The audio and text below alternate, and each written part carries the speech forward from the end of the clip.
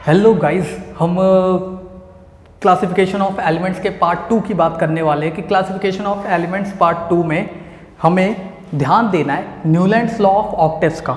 Newlands law of octaves पे ध्यान देना है, प्लीज़ ध्यान देना। न्यूलैंड्स लॉ ऑफ ऑक्टेव्स की बात अभी हो रही है, उससे पहले हमने इंपॉर्टेंस ऑफ क्लासिफिकेशन की बात करी थी। उसके बाद हमने बात करी कि डॉबेरेनर ट्राइड्स क्या समझाना चाह रहे थे, ट्राइड्स का मीनिंग क्या है, उनको यही वर्ड क्यों पसंद आया, उनकी लिमिटेशंस क्या थी, उनकी क्या एक अच्छे स्टेप थे, वो सारी बातें हमने लास्ट लेक्चर में करी थी। तो प्लीज़ उस लेक्चर को देखोगे तो पूरी एक सीरीज़ समझ में आएगी, तो प्लीज़ देखना, तब उसके बाद समझ में आएगा। और लेक्चर देख रहे हो पूरा देखना, उसके बाद आपको ये भी समझ में आएगा कि न्यूलैंड्स लॉ ऑफ ऑक्टेव्स कैसे पर्सन थे और उन्होंने किस तरह का क्या बोलते हैं एलिमेंट्स की क्लासिफिकेशन करी। तो सबसे पहले मैं बात करूँ जिन साइंटिस्ट की हम बात कर रहे हैं, उनका नाम था जॉन डाल्टन, जॉन न्यूलैंड्स। ठीक है, जॉन डाल्टन जी बहुत ही ज़बरदस्त व्यक्ति थे, इसलिए उनका नाम आता ही रहता है। जॉन न्यूलैंड्स की बात करें तो जॉन न्यूलैंड्स 1866 प्रपोज्ड ए ऑक्टेव्स पीरियोडिक टेबल। तो जॉन न्यूलैंड्स ने जो एक टेबल प्रोनाउंस करी, टेबल जो निकाली पीरियोडिक टेबल को क्लासिफाई करने के लिए, उनका नाम पड़ा octaves periodic table. Octaves periodic table क्यों नाम पड़ा, रीज़न इसका ये है, न्यूलैंड्स इंग्लिश केमिस्ट थे, इंग्लिश केमिस्ट, अरेंज्ड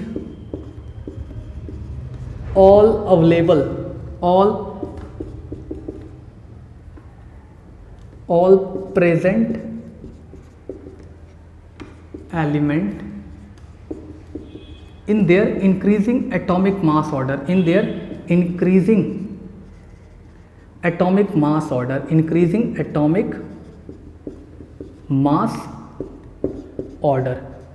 तो देखो न्यूलैंड जो इंग्लिश साइंटिस्ट थे, उन्होंने क्या किया, उनके पास जितने एलिमेंट प्रेजेंट थे उनको इंक्रीजिंग एटॉमिक मास ऑर्डर में अरेंज किया। उस समय तक जितने एलिमेंट्स प्रेजेंट थे उसमें लास्ट एलिमेंट जो था 56th एलिमेंट थोरियम प्रेजेंट था। 56th एलिमेंट्स थोरियम प्रेजेंट था, ये ध्यान देना, थोरियम प्रेजेंट था, 56th एलिमेंट थोरियम प्रेजेंट था। तो 56th एलिमेंट थोरियम तक उन्होंने हाइड्रोजन से लेकर सबको इंक्रीजिंग एटॉमिक मास ऑर्डर में अरेंज किया। स्पेशल नोट करने वाली बात यहां से, he found every 8th element similar to first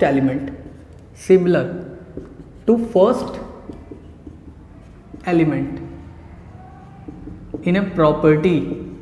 तो प्रॉपर्टीज में देखा गया बहुत हद तक 8th और फर्स्ट एलिमेंट जो आ रहे थे वो आपस में बहुत ज़्यादा सिमिलर थे। तो इसको कंपेयर किया गया, compared with 7 tones, compared with 7 tones of music, 7 basic tones of music, 7 basic tone of music। Music के 7 बेसिक टोन जैसा था कि 7 सुरों से पूरा का पूरा एक संगीत तैयार हो रहा है। 7 सुरों को ही लगातार क्या बोलते हैं, आगे पीछे करते रहते हैं। 7 सुर जो होते हैं वही बार बार रिपीट होते रहते हैं। तो इसमें भी देखने को मिला कि जब हम एटॉमिक मास इंक्रीजिंग ऑर्डर में एलिमेंट को अरेंज कर रहे हैं तो हर फर्स्ट एलिमेंट और 8th एलिमेंट प्रॉपर्टीज में सिमिलर था। फिर ऐसे ही जो नेक्स्ट 8th और फर्स्ट एलिमेंट जो है वो आपस में प्रॉपर्टीज में सिमिलर मैच हो रहा था। तो यहां देखने को मिला कि ये काफी हद तक म्यूजिकल टोन से मिल रहा है। तो due to match with the musical tone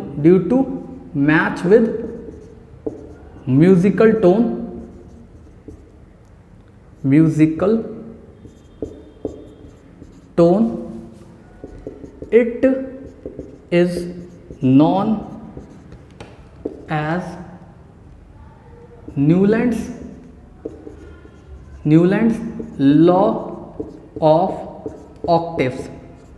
इसी वजह से इसका नाम पड़ा Newlands law of octaves. Newlands law of octaves का मीनिंग यही है कि फर्स्ट टू सेवंथ एलिमेंट तक डिफरेंट प्रॉपर्टीज वाले एलिमेंट्स एक अपना एक अलग अलग ग्रुप बनाएंगे, लेकिन जैसे ही 8th एलिमेंट आएगा तो वो फर्स्ट एलिमेंट से मैच होगा, 9th एलिमेंट आएगा तो सेकंड एलिमेंट से मैच होगा, 10th एलिमेंट आएगा तो थर्ड एलिमेंट से मैच होगा। तो हर कोई फर्स्ट एलिमेंट अपना 8th वाले पोजीशन वाले एलिमेंट से प्रॉपर्टीज में मैच करेगा। ये न्यूलैंड्स लॉ ऑफ ऑक्टेव्स ने फाइंड किया था। इसके बाद देखते हैं कि ये कहाँ तक कामयाब रहे। ठीक है जी, तो ध्यान देना कि कहाँ तक ये कामयाब रहे। इनकी कामयाबी की बात करते हैं।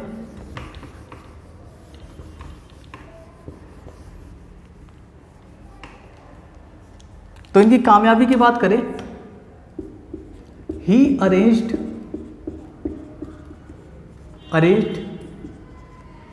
Element up to calcium. Calcium उनके पास लास्ट एलिमेंट था जहां तक वो अपना न्यूलैंड्स अपना लॉ ऑफ ऑक्टेव्स को अप्लाइड कर सके। लेकिन अप्लाइड करते समय कैल्शियम तक उन्हें अप्लाई कर दिया, लेकिन उन्होंने क्या कंसीडर कर रखा था, एक कंसीडर जिसके बेसिस पे उन्होंने अपना एक टेबल रेडी करी, एलिमेंट्स की टेबल रेडी करी। कंसीडर ये था, in nature no new element should be found, no new element can be found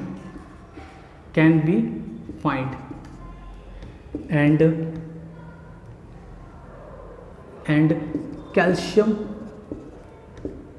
is last element। ठीक है, देखो ध्यान से समझना, समझ में आएगा कि no new elements can be find. उन्होंने पहले से मन में सोच रखा था कि जितने एलिमेंट्स मेरे सामने प्रेजेंट हैं वही एलिमेंट्स हैं जो कि नेचर में हैं। उसके अलावा कैल्शियम के बाद अब दुनिया में कोई और एलिमेंट्स हमें आगे देखने को नहीं मिलेगा। तो उन्होंने सोचा सिर्फ इतने एलिमेंट्स इन्हीं को किसी तरीके से अरेंज कर देते हैं। तो यही उनकी सोच थी, जिस वजह से लिमिटेशंस निकल के आती है। लिमिटेशन ऑफ ऑक्टेव्स रूल या लॉ, यही जो सोच थी, इसी वजह से उनकी लिमिटेशंस निकल के आती है। लिमिटेशन में हमें क्या देखने को मिला? लिमिटेशन में ये देखने को मिला कि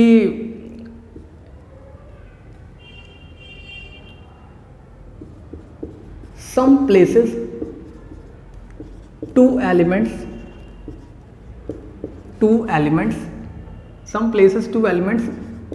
प्लेस्ड इन सेम पोजीशन। अपने लॉ को लगातार मेंटेन करने के लिए उन्होंने दो एलिमेंट्स को एक ही पोजीशन दे दी थी। दो एलिमेंट्स कहीं कहीं एक ही पोजीशन में देखने को मिले। जैसे एक एग्जांपल से आपको क्लियरली समझ में आएगा कि देखने को क्या मिला, nickel and cobalt similar in properties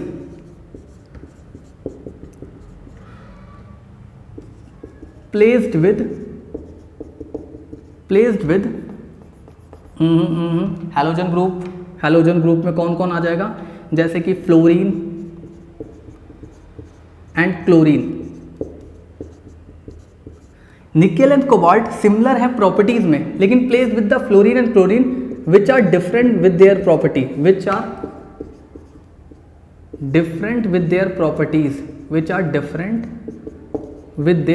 properties. ठीक है, ये ध्यान देना कि ये इनकी लिमिटेशन थी कि कहीं कहीं उन्होंने एलिमेंट्स जो कि सिमिलर बिल्कुल भी नहीं है प्रॉपर्टीज में, उनको साथ में रखा। निकेल और कोबाल्ट तो चलेगा, दोनों सिमिलर प्रॉपर्टीज में साथ में आया तो ये अच्छी बात है, लेकिन फ्लोरीन और क्लोरीन के साथ उन्होंने जबरदस्ती प्लेस कर दिया। इसका मतलब है कि कहीं ना कहीं कुछ तो पीरियोडिक टेबल में फॉल्ट है। तो वो फॉल्ट यहाँ देखने को मिलता है कि फ्लोरीन और क्लोरीन के साथ क्यों प्लेस किया जब प्रॉपर्टीज डिसिमिलर है। ये ध्यान देना और साथ में नोट जरूर करना। इसके बाद यहीं तक बात सीमित नहीं होती, बात आगे और बढ़ जाती है जब देखा जाता है कि निकेल और कोबाल्ट के साथ फ्लोरीन क्लोरीन तो प्लेस कर दिया, लेकिन उसके अलावा nickel and cobalt similar with iron. ठीक है जी, iron placed different groups, placed different group. Nickel and cobalt काफ़ी सिमिलर हैं आयरन्स के साथ, लेकिन उनको प्लेस कर दिया गया डिफरेंट ग्रुप्स में। जिसके साथ सिमिलर प्रॉपर्टीज थी उनको तो डिसिमिलर कर दिया, दूर दूर प्लेस कर दिया, और जिसके साथ डिसिमिलर प्रॉपर्टीज थी उसको साथ साथ प्लेस कर दिया, जिससे कि जो ऑक्टेव्स का रूल है वो लगातार मेंटेन हो पाए। तो ये सब इसकी लिमिटेशंस थी। एक लिमिटेशन और जरूर लिख लेना कि लिमिटेशन में आप लिख लेना law of octaves applied only for lower elements. तो lower elements, lower atomic mass वाले एलिमेंट्स तक अप्लाई हो पाया न्यूलैंड्स लॉ ऑफ ऑक्टेव्स, और उसके बाद हायर एटॉमिक मास वालों के लिए बिल्कुल अप्लाई नहीं हो पाया। तो यहीं पे न्यूलैंड्स लॉ ऑफ ऑक्टेव्स की लिमिटेशन देखने को मिली कि हमें यहाँ पे ज़रूरत महसूस हुई कि कोई बहुत बेस्ट पीरियोडिक टेबल आना चाहिए। यहाँ पे फिर एक बहुत बड़ा चैंपियन निकलता है जो KGF चैंपियन जैसा कम नहीं है, जिसको उसके आसपास के साइंटिस्ट बिल्कुल ना समझ पाए। उनका तरीका ही अलग था। जी हाँ, मैं जिनकी बात कर रहा हूँ उनके बारे में सबको ही पता है। हेडिंग डालेंगे Mendeleev periodic table, Mendeleev periodic table.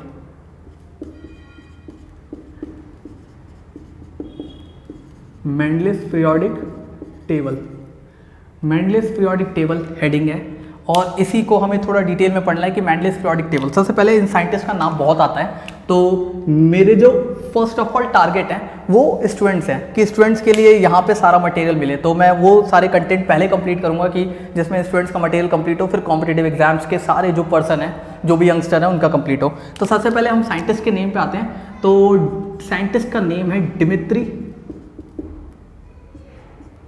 Ivanovich Mendeleev. ठीक है जी, तो डिमित्री इवानोविच मेंडलीव साइंटिस्ट का नेम है, और डिमित्री इवानोविच मेंडलीव बहुत जबरदस्त साइंटिस्ट थे। ठीक है, इनका अगर देखा जाए कि लाइफ स्पेन कहां से कहां तक था, तो इनका लाइफ स्पेन 1834 से लेके लाइफ स्पेन 1834 टू 1907 तक रहा। ठीक है, तो हम कह सकते हैं एक अपनी एवरेज एज इन्होंने अच्छी बिताई, डिमित्री इवानोविच मेंडलीव। तो डिमित्री इवानोविच मेंडलीव ने क्या किया? फर्स्ट ऑफ ऑल उन्होंने बहुत सारा एनालाइज समझा, एक्सपेरिमेंट्स किया, कह सकते हैं एक्सपेरिमेंट्स किया, एनालाइज किया फॉर देयर स्टेज, उन तक for their stage up to 63 elements are discovered. 63 elements उनकी स्टेज तक डिस्कवर्ड हो चुके थे। For their stage up to 63 elements are discovered, उनकी स्टेज तक 63 एलिमेंट डिस्कवर्ड हो चुके थे। उन्होंने क्या किया? उन्होंने ये किया,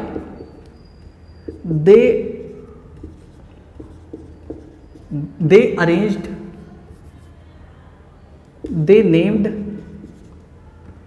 63 cards with each 63 card with each card with their specific element name, with their specific elements name।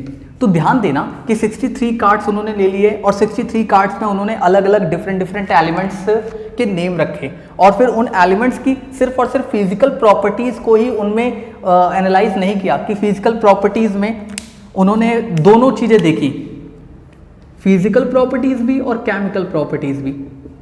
Physical properties भी एलिमेंट्स की पूरी चेक करी, बेसिक फिजिकल प्रॉपर्टीज़ क्या है, और इसके अलावा basic chemical properties, basic physical properties और बेसिक केमिकल प्रॉपर्टीज सब उन्होंने चेक किया। तो ध्यान देना, बेसिक फिजिकल प्रॉपर्टीज की बात करें तो बेसिक फिजिकल प्रॉपर्टीज में boiling point, melting point, density, ये सारी प्रॉपर्टीज उन्होंने डिटेल में डिस्कस करी। ठीक है जी, अगर आपको boiling point, melting point, density वगैरह जो भी है बेसिक चीज़ें समझनी है, सब समझाएंगे, है ना। यहाँ पे कोई स्टैंडर्ड नहीं है, हमारा स्टैंडर्ड 0 से लेके 100 तक सब जाता है। तो physical properties, boiling point, melting point, density वगैरह चेक किया, और केमिकल प्रॉपर्टीज़ में उन्होंने सबसे ज़्यादा जो फोकस रखा वो ऑक्साइड फॉर्मेशन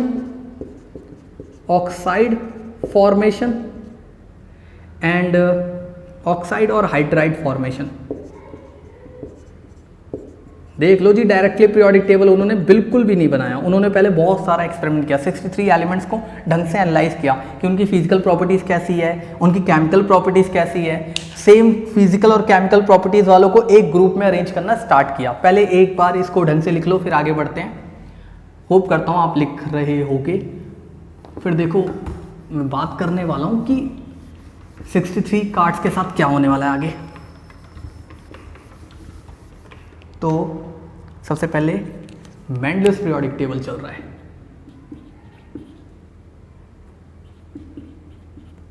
मेंडलिस टेबल काफ़ी है। मेंडलिफ अगर नाम भी लिख देता तो बहुतों को टॉपिक समझ में आ जाता। ऐसे ऐसे सब्सक्राइबर चैंपियंस लगे हुए हैं यहाँ पे। मेंडलिस टेबल की बात करते हैं तो मेंडलिस टेबल की बात में हमें ये पता लग गया कि मेंडलिफ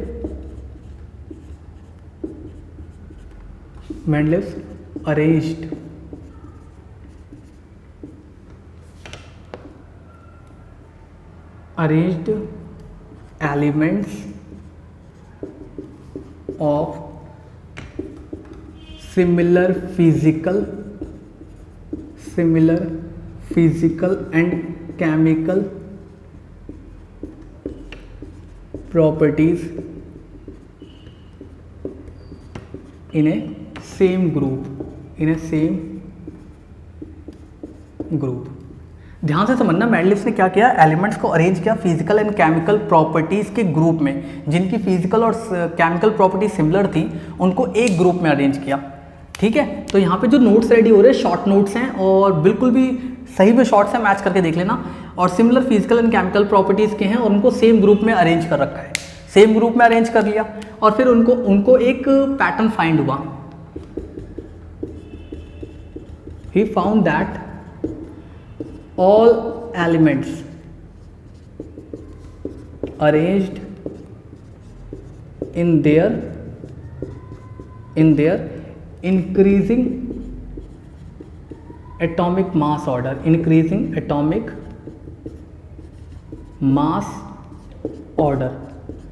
तो उन्होंने देखा कि एलिमेंट्स जो अरेंज हुए वो इंक्रीजिंग एटॉमिक मास ऑर्डर के फॉर्म में अरेंज होते हैं। इंक्रीजिंग एटॉमिक मास ऑर्डर के फॉर्म में अरेंज होते हैं। तो इंक्रीजिंग एटॉमिक मास ऑर्डर के फॉर्म में अरेंज होते हैं। तो ही पॉस्टुलेटेड, तो इनका पॉस्टुलेट काफ़ी बार एग्जाम में आता है, तो इनके पॉस्टुलेट पे जरूर ध्यान देना। इनका पॉस्टुलेट कहना क्या चाहता है। He postulated that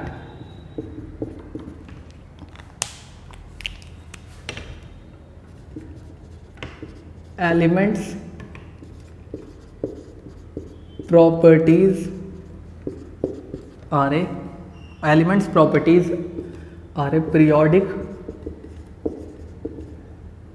function of their elements properties are a periodic function of their atomic mass order। कहने का मतलब है कि आपको एलिमेंट्स की प्रॉपर्टी देखनी है तो वो पीरियोडिक फंक्शन पे डिपेंड करती है और पीरियोडिक फंक्शन खुद कहीं ना कहीं एटॉमिक मास ऑर्डर पे डिपेंड करेगा कि एटॉमिक मास ऑर्डर में अरेंज होंगे एलिमेंट्स तो एक पैटर्न के फॉर्म में एलिमेंट्स अरेंज होते हुए दिखेंगे। तो इन्होंने इस तरीके से तैयार किया। और मेंडलिस पीरियोडिक टेबल की बेसिक बातें ये समझेंगे कि मेंडलिस पीरियोडिक टेबल में जो पीरियड्स अरेंज थे, उन्होंने जो पीरियड्स के फॉर्मेशन करे वो पीरियड्स ऑलमोस्ट 6 थे। पीरियड 6 हैं। ग्रुप जो अरेंज करे वो ग्रुप जो थे वो 8 थे और ईच ग्रुप में 2-2 सब सेक्शन थे। तो ग्रुप में भी सब ग्रुप्स फॉर्म कर रखे थे। ठीक है जी, ग्रुप में भी सब ग्रुप्स दिख रहा होगा क्लियरली। ठीक है, सब ग्रुप्स फॉर्म थे ए और बी के फॉर्म में। तो प्लीज़ इनको ढंग से रीड करना, समझना। तो पीरियड 6 है, ग्रुप 8 है जैसा दिख रहा है। ग्रुप में सब ग्रुप्स और सब ग्रुप्स फॉर्म्ड हो रखे हैं और उसमें डिटेल में एलिमेंट्स लिख रखे हैं। और इसमें आगे हम बात करेंगे उनकी स्पेशल अचीवमेंट क्या थी जिस वजह से इनका नाम विख्यात हो गया। ठीक है, तो बात तो करेंगे ही करेंगे। ठीक है, तो बने रहो, मज़ेदार है। और प्लीज़ इतनी मेहनत आपकी तरफ से हो रही है नो डाउट, लेकिन लगातार आपकी मेहनत को एक सफलता तक ले जा पाएँ तो लगातार कांटेक्ट में बने रहो। कांटेक्ट करने का एक ही तरीका है कि आप हमें थोड़ा सा अप्रिशिएट करिए कि हम लगातार आपकी स्पीड को मैच कर पाएँ, आपकी रफ्तार को, आपकी डिमांड को पूरी कर सकें। तो लाइक सब्सक्राइब शेयर जरूर करना, बहुत इंपॉर्टेंट है ना, ये बहुत ही इंपॉर्टेंट है जी। ठीक है, यही है जो आप बता सकते हैं कि हाँ हम अप्रिशिएट हो रहे हैं, हम काम कर रहे हैं, हमारे काम का कोई ना कोई मीनिंग निकल रहा है। ठीक है, तो अभी तो मैं फ़िलहाल बात जो करने वाला हूँ अचीवमेंट्स की बात करने वाला हूँ। तो अचीवमेंट्स की बात करें या ना करें, सोचना पड़ रहा है कि पीरियोडिक टेबल में हमने बेसिक तो बात कर ली, और फिर अचीवमेंट्स की बात करनी चाहिए कि नहीं करनी चाहिए, कर लेते हैं। ठीक है जी, तो अचीवमेंट्स की बात करते हैं, achievements of periodic table. Achievements of periodic table की बात करें तो इसमें स्पेशल अचीवमेंट्स में एक अचीवमेंट थी Mendeleev in their table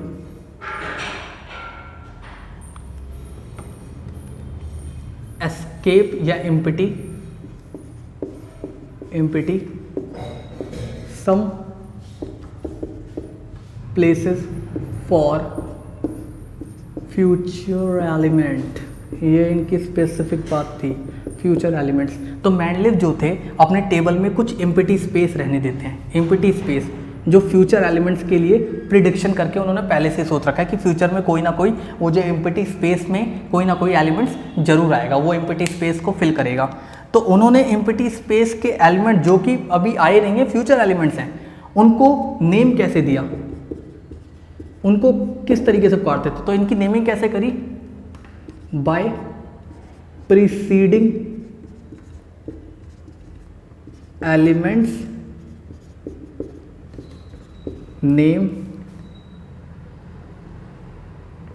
adding prefix eka on it.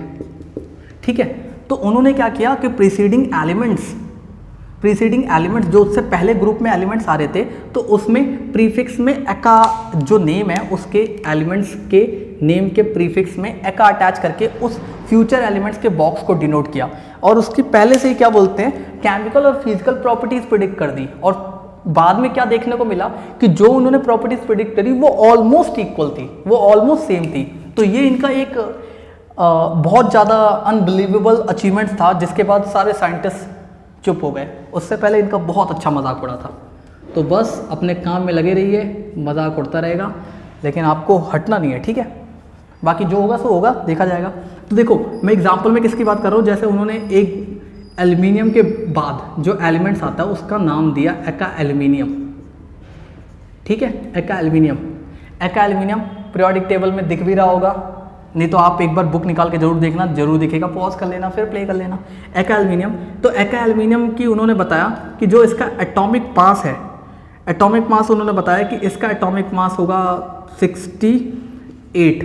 और फिर उसके बाद इन्होंने कहा कि ऑक्साइड फॉर्मेशन जो होगा वो E2O के फॉर्म में होगा, क्लोराइड फॉर्मेशन जो होगा वो ECl2 के फॉर्म में होगा। एका एल्युमिनियम फ्यूचर में जाके गैलियम के फॉर्म में हमें नेचर में देखने को मिलता है कि गैलियम नाम का कोई एलिमेंट्स आया जो इस प्लेस को कवर कर सकता है, और इस प्लेस को कवर कर रहा है। उसकी प्रॉपर्टीज़ स्पेसिफिकली क्या निकल रही है कि इसका एटॉमिक मास 69.7 है, और जो इसका ऑक्साइड फॉर्मेशन हो रहा है वो भी Ga2O हो रहा है। तो केमिकल प्रॉपर्टीज सेम हो रही है, फिजिकल प्रॉपर्टीज़ भी सेम थी, और फिर सेम थी नहीं, तो GaCl2 फॉर्म करेगा। ठीक है, तो यहाँ पे देखने को मिल रहा है एका एल्युमिनियम जैसी प्रॉपर्टीज़ गैलियम की प्रॉपर्टीज़ है, तो पहले से ही सारी प्रॉपर्टीज़ प्रेडिक्ट कर दी, बल्कि एलिमेंट्स अभी आने में टाइम है।